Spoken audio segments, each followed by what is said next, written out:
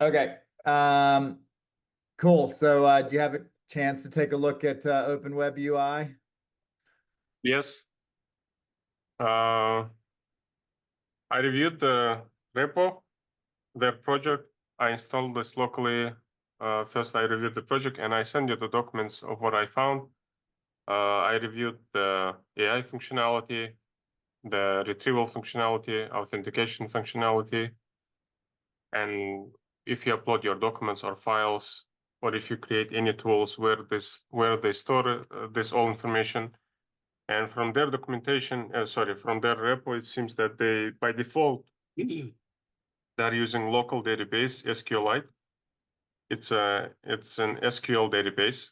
This is not for vector store. This is just the normal database. They're using SQL, and they're storing the chats, like all your chats that you interact with with your AI, documents that you upload, files that you upload. They're storing everything there. Some configurations, users. So this is locally, and for vector store, it's of course ChromaDB, and it's also by default it's local ChromaDB, but you can configure this for your hosted ChromaDB somewhere. Like you can provide the URL and you can configure for hosted version of ChromaDB. Same is true for database. By default, it's using the local SQLite database, but you can configure it with Postgres SQL. And Postgres SQL, you can also run this locally, like you can run locally your LLM, open source AI model. You can also run your database locally, not within, and then just configure to use your database, or it can be any hosted Postgres SQL. It can be from Google Cloud. They have Postgres SQL. It can be Supabase, the one that we used before, if you want to use third-party database. And for authentication, I sent you the document. You can actually look there and see. For the authentication, you can configure 3 methods. Google, the Google sign-in button, right? Yeah, I definitely want to dive deep into everything with you, but just give me the summary. You think it's a good system or not? Yes, it's a good system. I mean, yes, it's a good, definitely it's a good system. I was reviewing it, like the most important parts that I think it's important for you, the data privacy. It's private. Whatever they say in documentation, it's true. Like they're using everything locally by default. So yeah, they're not sharing anything with their, I don't know, with third-party database or API, anything else. The only part, as I said before, the only part that's sharing with, for example, with API AI provider, if you're using OpenAI or Gemini or any third-party AI provider, you will be using your prompts, your queries, and if you are using also context, it also will go to OpenAI, like the retrieval matching documents context. That's the only part that will be shared with, like not 100% private. Everything else is private. I also reviewed this in terms of the code quality, how clean and maintained is this code. I think they're going to do a lot of stuff, so they're going to change a lot of things because now it's really messy. And I think what they're doing now, just they want to make everything working. So they're not focusing on making it maintainable. And same happened with LangChain framework. At the beginning, they started everything, just make it work. And when they started growing, now they're refactoring, they're introducing new packages. So, and I think for the first 2 years, 3 years, there will be a lot of changes. And maybe you will have to, once you deploy now, if you decide to update for their latest version, maybe there will be some refactoring that needed to be done, or maybe we need just to redeploy new backend, new Open WebUI with the latest code and delete the oldest one. So that's the summary. Okay, so in terms of what I'm looking to do in terms of building creating, owning, controlling, and benefiting from my own digital brain. Have you seen anything that's better than this?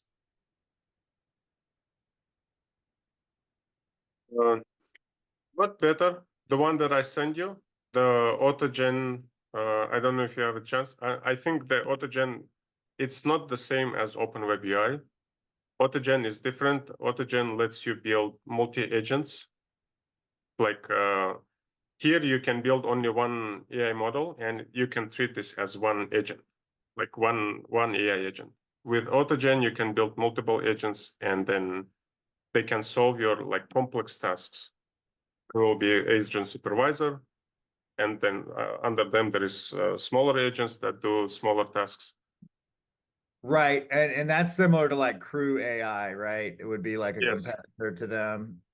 Okay. yes. So I haven't looked at it in detail, but from looking at Crew AI and some of the other systems, it feels like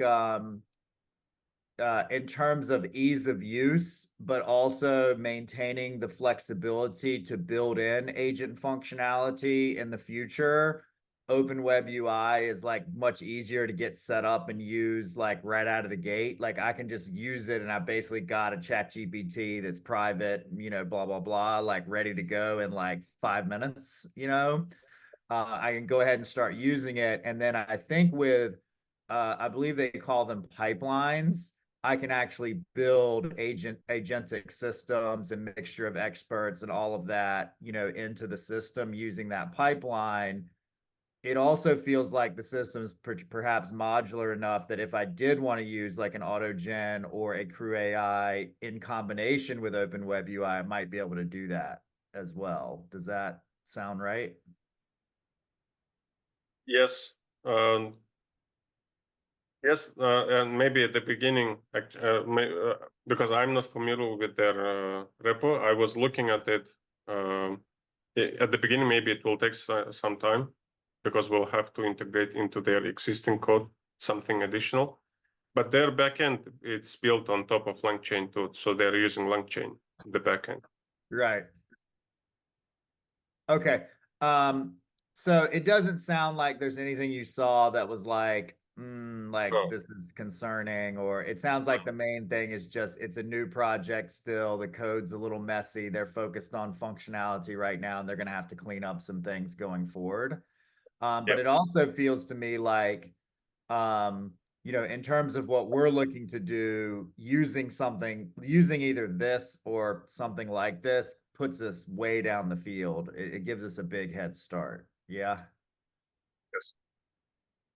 And also it already has the other thing that I really like about this is there's already a community building around it. There's people creating YouTube videos about it. You mentioned there's like over 100 developers already contributing to it. So we don't have to bootstrap a community around a new system. It's already here, and this is a community that we can participate in.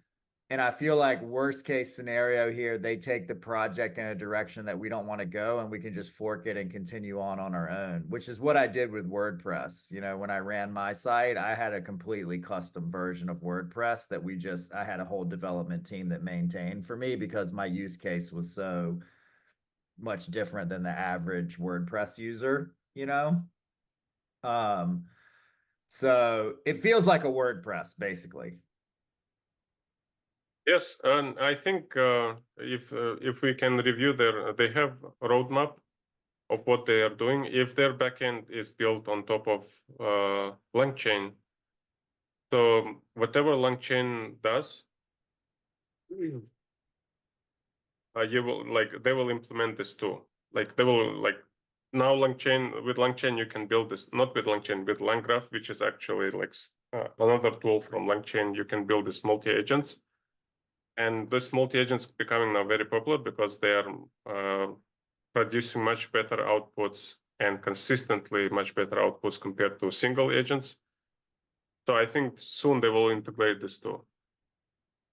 the Yeah, Open I've Web. seen you're talking about basically mixture of agents or mixture of experts, right? Like that's what you're Yes, talking about. Yeah, I'll send you a video because I already saw a guy who walks through how to set up mixture of agents with, is it mixture of experts or mixture of agents, or is it basically the same thing?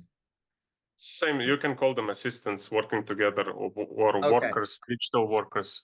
Yeah, because it was interesting because he said mixture of experts, but then the acronym was MOA. So I'm like, that's it should be MOE or mixture of agents or assistants, whatever. I'll send you the video. He walks through how to set up mixture of agents, mixture of assistants in the pipelines functionality of Open WebUI. Um, the other thing that I love about this project is it feels like it's got traction, but it still feels like it's early enough where if we get involved, like we can have a big impact, on the community and everything early on and be really like early participants in helping shape it and everything. All right, so let's um let's go through the document. Here, you want me to I'll share and bring it up. Okay.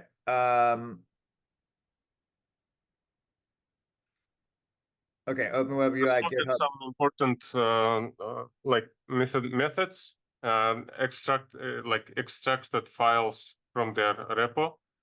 And I think this is the most important part. If you want to review it yourself, you can basically go into these links, copy whatever is there, use OpenAI, and you can ask questions what in these files. You can use OpenAI, or even if you have Open WebUI now running, you can use it to ask questions from these links. But these links are mainly I think the most important part, the retrieval functionality, what they use for database, where they set up database, what they use for authentication, where how they implement the authentication, where they have the chat endpoints. I didn't copy the Olama ones because I like Olama is basically you can run locally, so it's private by default. I copied the OpenAI, so you can review what goes in, what you can see what they submit together with request to OpenAI from this function, and you can see it's already has the line, so you don't have to search through the file. If you click on it, it should open on the line itself. So this is the endpoint. Oh, okay. And So this shows us exactly when we are using the OpenAI API, what data is being sent to OpenAI. Is that accurate? yes, So we could at least ensure we at least know if there is information being sent outside of our system when using one of these big tech, AI models and what information is being sent out. Yeah. yes, Okay, cool. That's awesome. Um, and we can once we get the system up and running, we can use examples of that and say, hey, we did this type of query and this is what information was sent, and we can start to get a better feel of, what's leaving our environment, et cetera, and how to think about that. yes. Okay. I didn't fully if you switch back to here, as you can see from the left side. No, if you switch back to GitHub link, the one that you opened, on the left side, you see it. They have this apps folders. So Yep. they have audio, images, Olama, OpenAI, RAG, Socket, and WebUI. So by default, it's all communication from front end, from client side, goes through this WebAI app, and then WebUI redirects here. Like if it's OpenAI, it redirects them to OpenAI file. We didn't fully understand how how the whole flow works, because when you submit your query, it goes through one endpoint, and once the output is ready, it submits back from another endpoint. And I think they're doing it because of this events, streaming events. That's streaming events come from another endpoint. I didn't find this one, and I think it's somewhere here in socket, but there is nothing like I think it's there is no any privacy issues because it's just basically a server and it's triggered from this file here. That's why I Yeah, didn't fix and it. my this we're in the weeds a little bit here more so than I think we need. I'm glad you looked at this, but in terms of me understanding, the great details of what information is being sent out, I think that's more of a future thing for me personally. I want you to understand it, but the reason why is because I know that if I use a model that we're hosting and we're not, accessing it through an API, that the data is contained. You know what I mean? So I always know. I think the initial use cases are, hey, if I want to ensure my data remains private, don't use an API endpoint for unless it's like hosted on a private cloud that we control, right? So that's enough for now, but I do think it's a bonus and super cool that we can actually, if we do start using those, actually see what data has been sent out. And I imagine like because of that in the future, we might even be able to have like an agent that's looking at the data and providing alerts before it gets sent out saying you're about to send personally identifiable information outside of the system. Are you sure you want to do this? Yes or no? You know what I mean? Stuff like that, Yep. right? Yep. Which is so cool. So, all right, let me go back to the document. Um, all right, let's go down here. Okay, let's just start at the top. So for the back end, it's built in Python. That's a coding language that's very popular, right? What's Fast API? It's a framework built on like it's framework for Python to build APIs and web servers. And because backend, yes, it's written in Python, but it's not plain Python. It's built together with Fast API, and Fast API is a framework that allows to build by default secure APIs, and that's what they did. Like Fast API provides the templating language and authentication within their like from their libraries. We can like they use the authentication actually from Fast API. It's just to simplify the API development. That's why they use Fast API.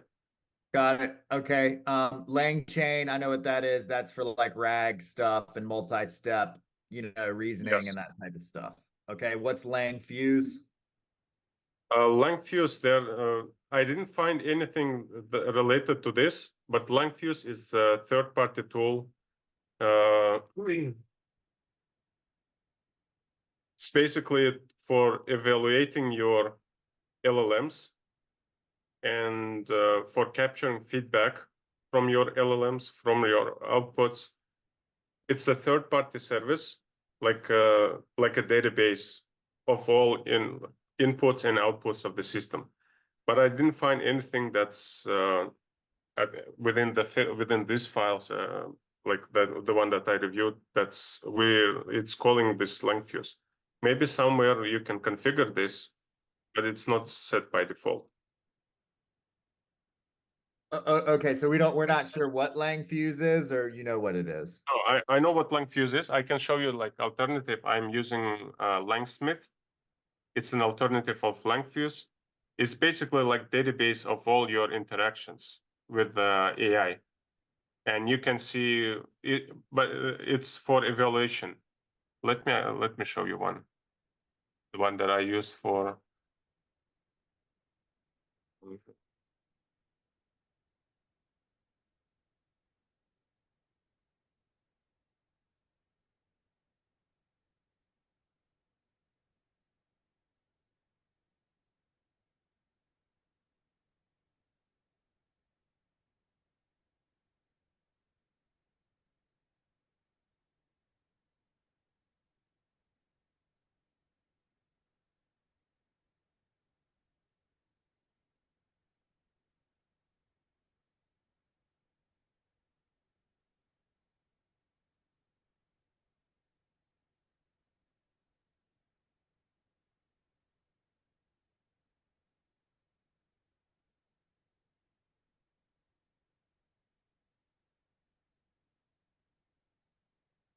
Are you seeing my screen now?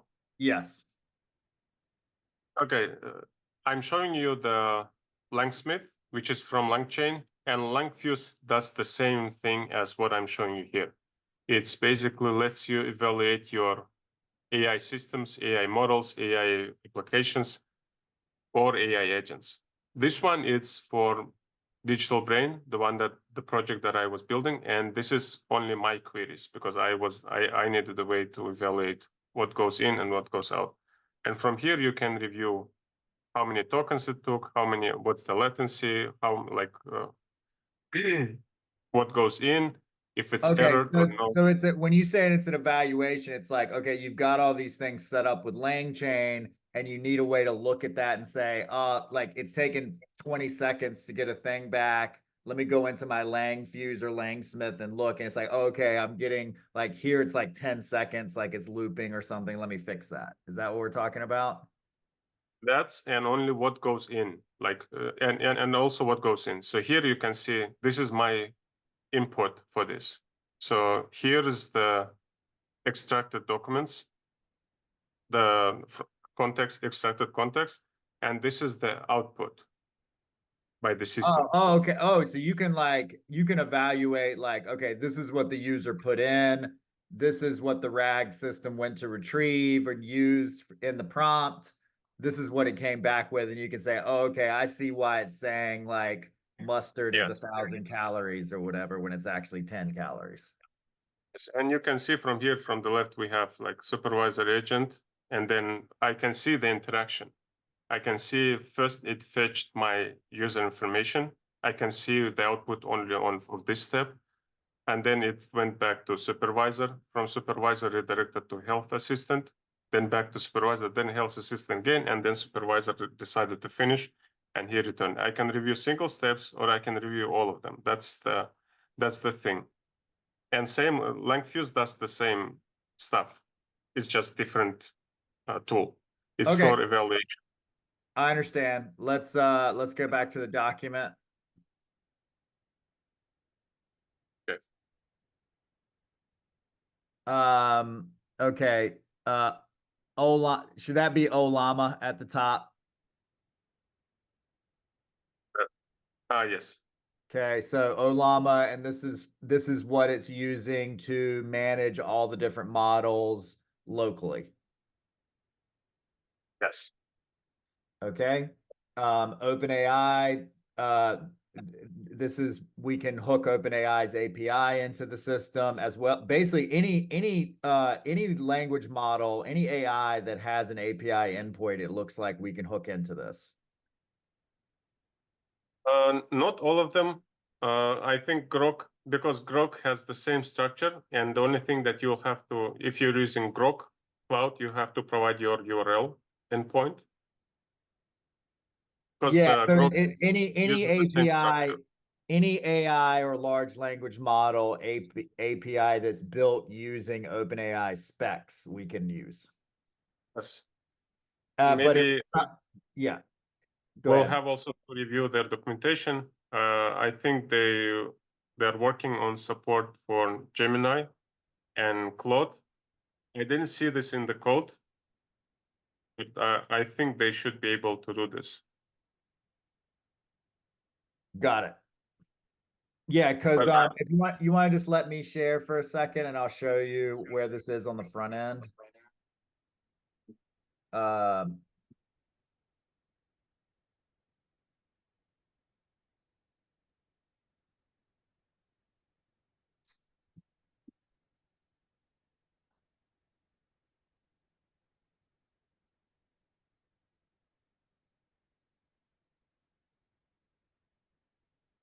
it's here under connections. this one, it's only for API. Yes, if it has the same API, OpenAI spec. Right, which it seems like the industry is starting to kind of coalesce around. Yeah. Yes. Okay. But the other largest API providers like Claude from Anthropic and Gemini from Google, it's not the same structure. Okay, let's just see.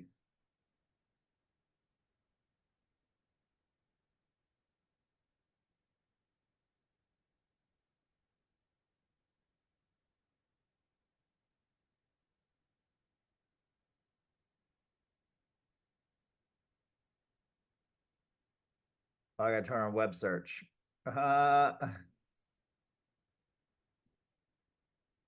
Is Anthropics.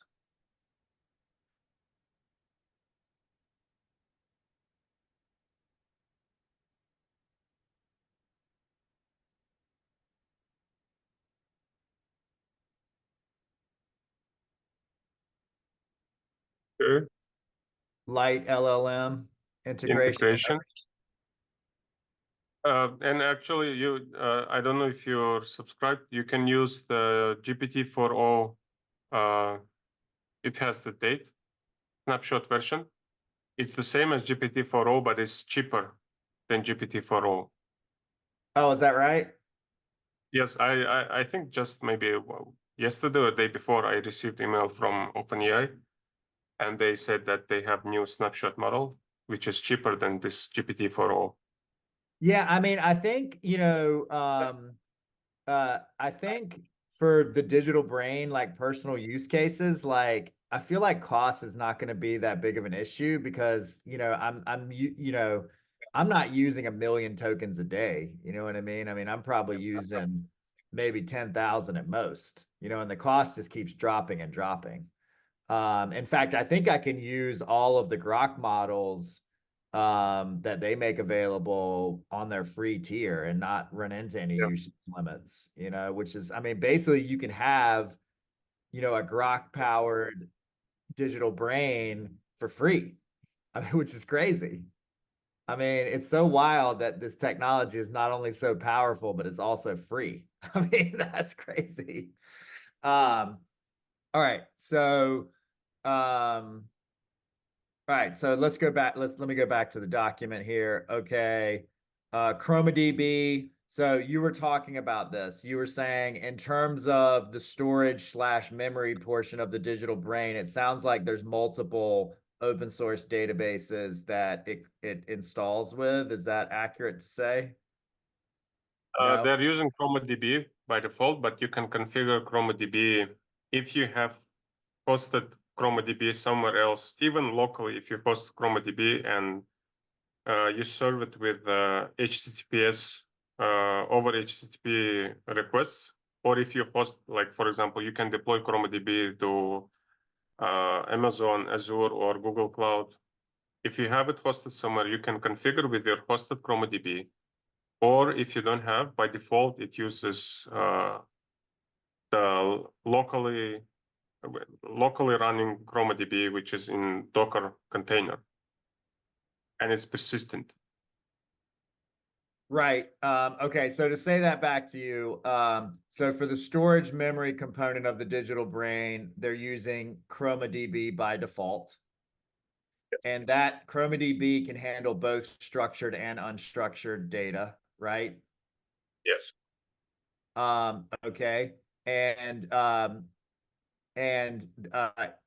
when you install um, Open WebUI with Docker, which is what I did, it comes with the ChromaDB and it's on my computer. It's hosted by me on my computer. Yeah.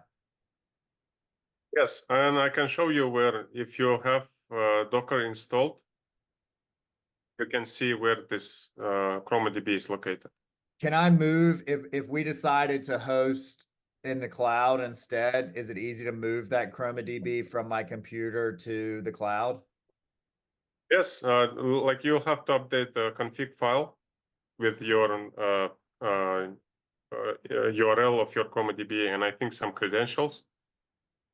But generally, yes. I saw the file, and it should be actually here somewhere.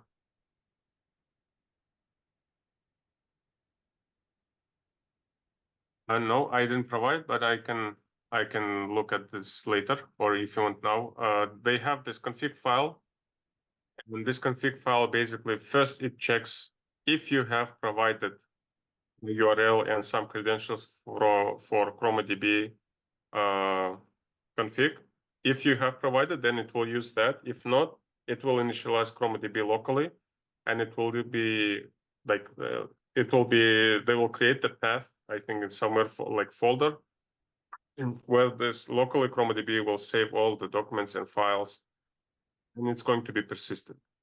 Yeah, and if I lose my computer, I'm fucked. Yes. Which is another reason why like this local hosting, sure, like if your only Not concern is privacy, sure, but like if we're talking about security, like I'm probably me as a non-system administrator, I'm probably more likely to be hacked on my local computer than I am in the cloud, right? not only if you lose your computer, if you like uninstall Docker, for example, or if Right, you delete this Docker container accidentally, then right. it's gone. Right. So that like this is the stuff that the people who are like doing all these videos that are getting lots of views about hosting your own AI locally aren't talking about is like there's all these downsides to it, you know. I'm just surprised because, it doesn't seem any different to me than hosting a website. Like, why would I host a website myself? You know what I mean? Yeah. All right. All right. So that's where all the embeddings are, all that good stuff, right? Okay. Now, is it you mentioned it's persistent, which means like if I turn my computer off or shut the system down when I reboot, it's all still there. Now, when is it using ChromaDB's like the information that's in ChromaDB? Like when is it hitting the storage/memory in ChromaDB? I think when you create your model, when you create your own, I, as I told, I didn't have like I didn't review all their code because it's very big. But as what I saw, I think when you create your own model, and your model is basically AI, which is specialized AI, like you can configure it to be your health assistant. You basically take your default base model. You can choose for this maybe GPT-4o. You provide your system prompt, and you can also provide the documents that it should use to answer any questions if you use this model. Then it decides by itself when to use the querying methods based on your question or input.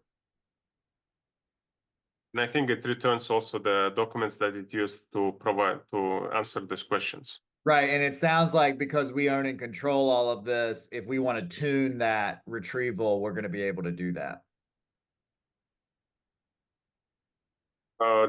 What do you mean tuning retrieval? If we want to optimize how it retrieves and when it retrieves and all of that, where, what data it's retrieving, we can use Lang Fuse to do that.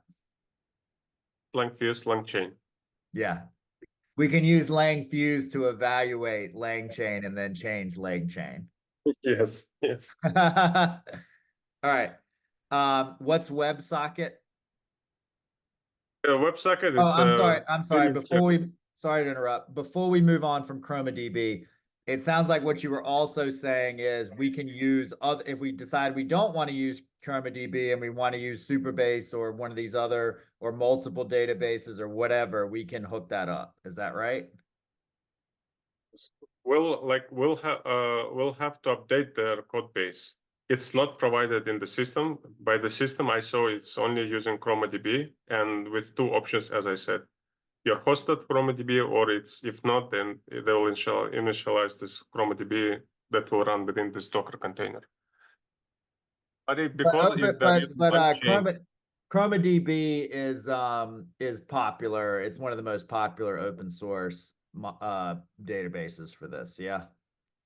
yes. I Okay. think because it's easy to set up, it's very, very easy to integrate and set up this ChromaDB. And because you are able to run this ChromaDB locally within your server, even if you host your server somewhere, you can basically create ChromaDB within your server and it will store all files there. That's Which maybe is the which reason. is important. Yes. Okay. What is WebSocket? WebSocket is streaming, like the streaming part of your application, of your backend. The streaming part, I mean, if you submit the query, you will see like the characters or letters come back from backend or words come back from backend very fast, right? And they're coming back, they're printed on the screen word by word. This is WebSocket communication. So this is the streaming part. The opposite of this, it's let's say if you switch back to your latest Open WebUI query, can you switch your tab? Oh, no, to the Open WebUI. Yeah, you see, you ask question, can I use Anthropic API with an, and I don't know how many words, like maybe 200 words here.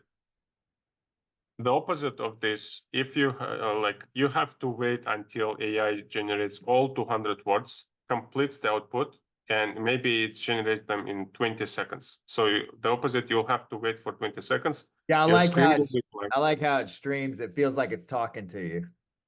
Yes, that's the WebSocket functionality. Got it. Okay. SQL Alchemy ORM. Yes. This is to simplify the database part. And what I mean, I mentioned that they're using SQLite database by default. But if you're switching, you can easily switch from SQLite to PostgreSQL, or from PostgreSQL to another MySQL, for example. And SQL Alchemy does that. Like, you don't have to reconfigure this whole part. You will have to change only configuration, the connection Basically part. like a translator between these different ways of writing SQL. Yes. Yeah. Yes. Yes. Okay. And then front ends, how do you pronounce that? I think it's Svelte. Okay. Maybe Svelte. It's a framework. Basically, it's JavaScript. Let me update that. It's another framework, same way as script. Script and Svelte. It's a framework that simplifies building front-end application. Maybe you heard another like WordPress, for example, their front-end side built on top of React, which is another. I've heard of, I was going to say React is the one that I've heard of. Yes, which is another framework built on top of JavaScript and TypeScript. Svelte is just another framework similar to React. Okay. All right. So basically all of these are kind of standard, straightforward. There's no wild cards here, and they're all open source. Yes. Great. The All only right. thing, the only maybe part that maybe you can treat this as not private if you configure the Langfuse or Langsmith, for example, because you are sharing this with someone else. It means your data is hosted on their in their database, and yes, you get a lot of benefits, but it means your data is hosted somewhere else. And All your we inputs, your we contacts. don't have to use that, right? We can use something else Yes. for that. No, you don't have to use it. Maybe you can use it only for development purposes, but once you deploy to production, you can turn it off, and that's it. Perfect. Okay. Do you have a hard stop at 12, or what's our time frame Yes. here?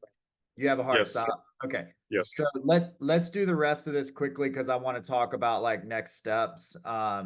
So basically what you're walking through here is you did the same thing as you did here with the AI functionality, and the endpoint, you're just pointing towards the part of the code that does these different things. And again, anything in any of this that you were like, this is weird, or No. concerning? I'm just pointing so you can basically review. This is the most important parts of application where this thing happens. And if you want to show, or you want just to review them yourself, you can click on any of these links, and then you can use ChatGPT to ask the questions. Got it. Okay.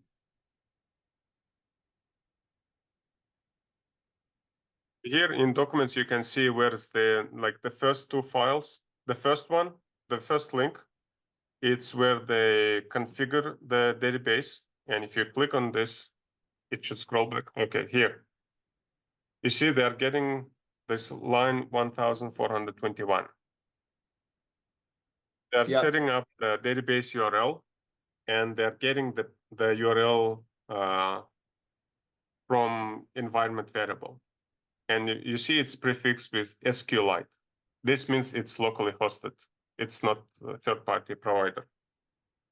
If it's not, like if this path consists PostgreSQL, it means they will use Postgres to set up. By default, it's SQLite. Got it. And the second link is where they set up the database itself. This is the file where they use this database URL to set up the basically to Right. So you're showing me here. I trust you, right? I mean, you basically no. I mean, no, it's not for me. It's you. If you want to show someone or you want to review yourself. Right, but This is I the mean, links. it shows me that you went in and did the work and looked at all of this to make sure that it's actually local, right? Like you've actually reviewed the code to make sure that everything is actually happening as they say it's happening, right? And to understand how it's happening. Yes. Good. All right. Cool. This is great. This is awesome. Love this. All right. I want to talk about next steps. Is there anything else you want to talk about on this document before we move on? No. Okay. Just so far. Great. All right. So, um, I'm kind of to the point now where I love using this thing already and like watching the video. Like, I just love this thing, So I was hoping you weren't going to come here and tell me like it's actually a fake thing and they're taking your data or whatever. So, I mean, this is kind of everything I was looking for, right? So, I want to become an active part of the community. I want to start using this as my own digital brain. And so I think the next step is to get it set up, in the cloud because I really want to use it on my phone as the primary use case. And I've found ways like there's something called like Cloudflare tunnels and a couple of other things that you can actually like um, uh, go securely into your local network and like use it on your mobile phone like a firewall, like a VPN kind of, right? But like again, like this is my brain. Like I don't want it to like go away if I delete a file on my computer, and I want to be able to back it up and everything just like I do a website, right? So the next step is to host this in the cloud, but privately and securely, right? I know you'd mentioned that Google Cloud is the preferred method of doing that. I'm fine starting with that, but my whole shtick here is like we're like fighting big tech companies, with open source stuff and community stuff, and like to then say, okay, we're gonna host our brain at Google. It's a little on the nose, from that standpoint.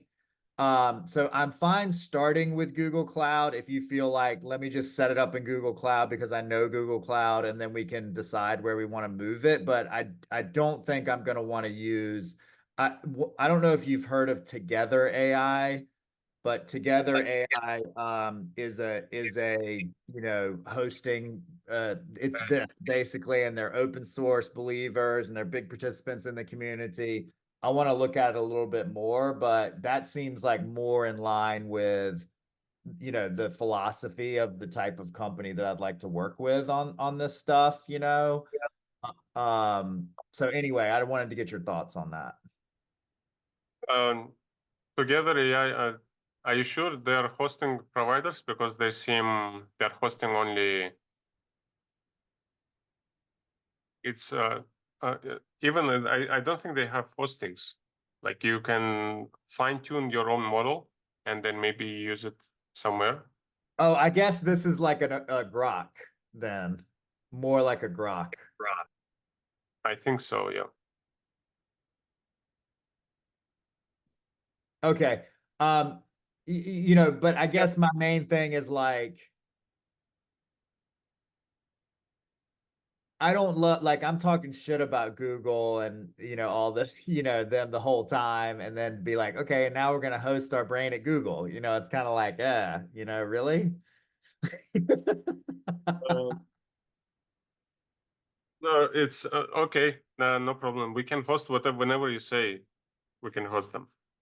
Okay, so would it be better from your perspective to like, let me go ahead and set it up at Google Cloud, even though we're going to move it so I can start playing with it and blah, blah, blah? Or would it be better if I went and looked for hosting services and decided where I want to go first?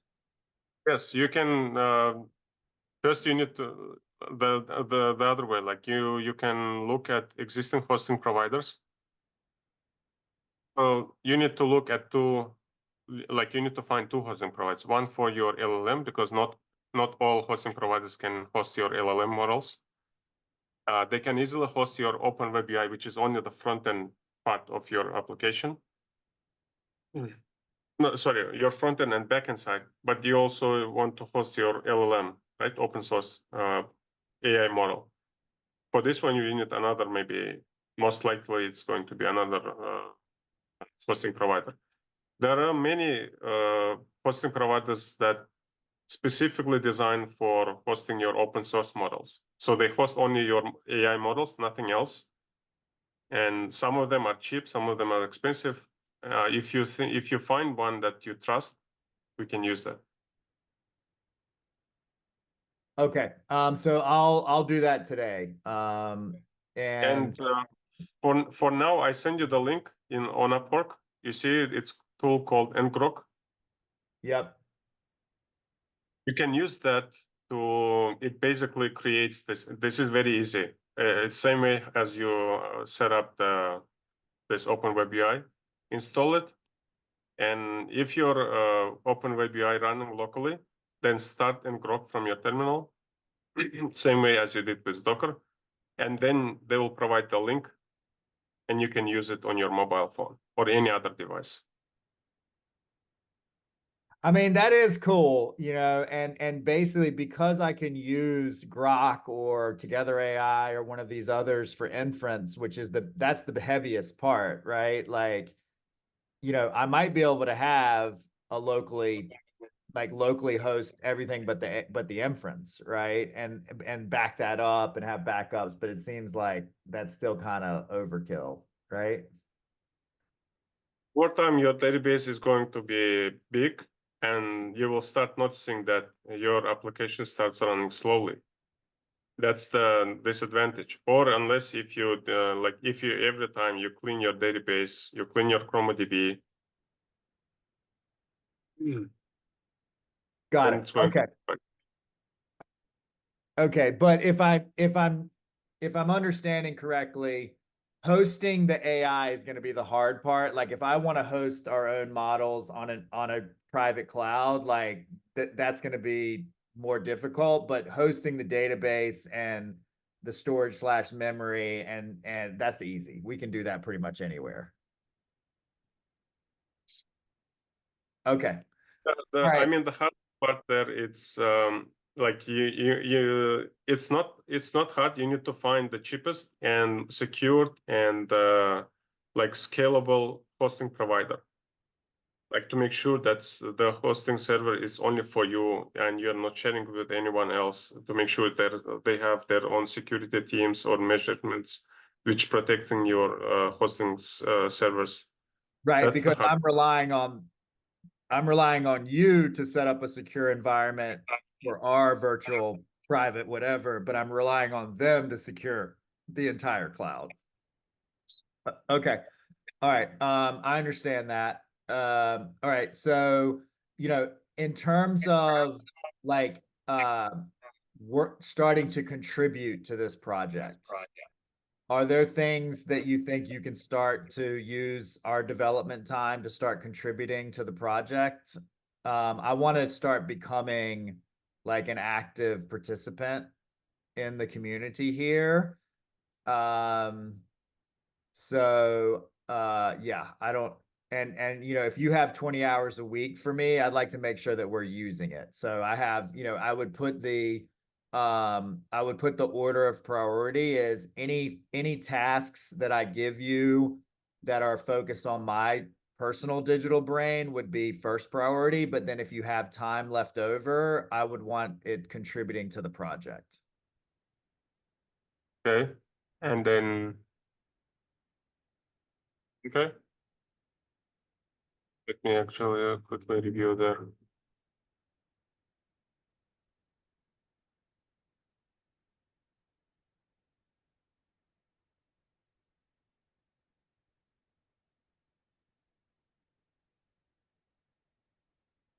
And how will like assign tasks from there from Open WebUI? I'm sorry, say that again. Like how will I'm not sure how will assign like how will choose the tasks on which thing to work. What should I do? I think perhaps if there's things that you already know that you would improve, you know, and that they would probably appreciate approving on, then I would be comfortable with you just working on it, you know. But what I'm going to try and form a relationship with the lead developer and ask him like what they need help with, and like we can work on that for them. Okay.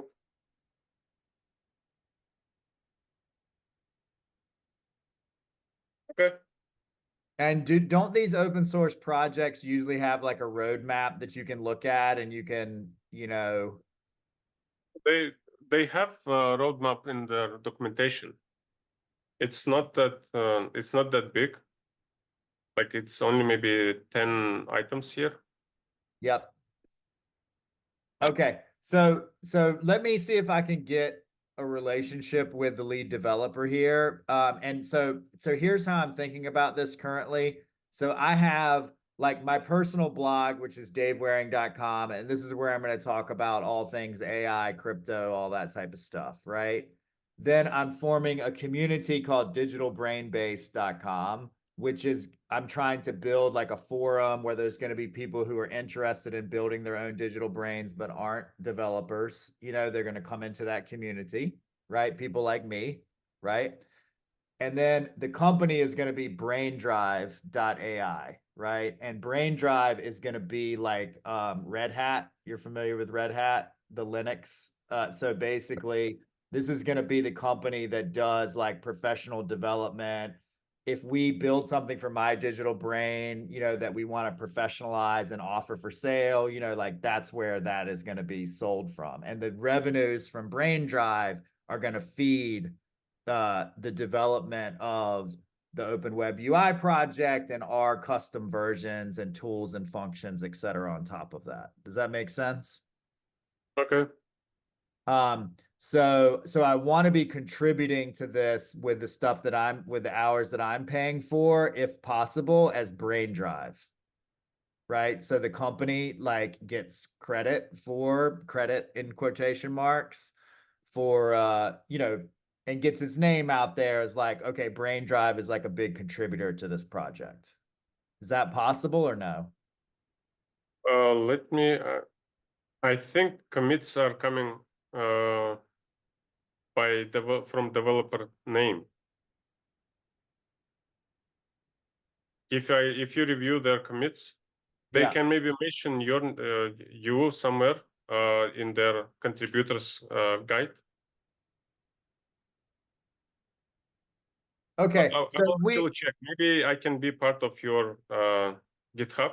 Uh, uh, if you create I think you can create your account, brain drive. Yeah. enterprise account on GitHub, and you can invite me there. And if I commit from there, then I think it's going to show as Okay. you will get like Okay, I'll look into that. And then the last thing is, if you have time between now and the next time we talk, looking at the front end, and in particular, I want to really understand how the tools, the functions, and the pipelines work for this. So I'd love you to spend some time playing with that, and maybe even if you wanted to build some, like recreate something that you've built, you know, that you think would be an interesting tool or use case or something like that, using the front end, like tools, functions, and but just basically understanding. I want to really understand what those pieces are. You know what I'm talking about? Yes, I reviewed this. I know already now. When you create your tools, they have already a community, and it's basically coding, custom coding built on.